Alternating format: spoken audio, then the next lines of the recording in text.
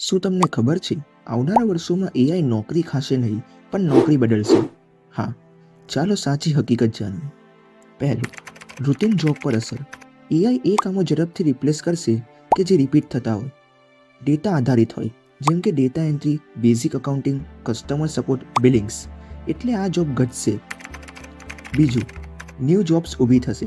AI સાથે નવા નવા રોલ્સ આવશે. AI trainer, prompt engineer, data analyst, cyber security expert, AI ethics adviser. અર્થાત જોબ જશે નહીં પણ સ્કિલ્સ બદલાશે. ત્રીજું, હ્યુમન સ્કિલ્સ વધુ ઇમ્પોર્ટન્ટ બનશે.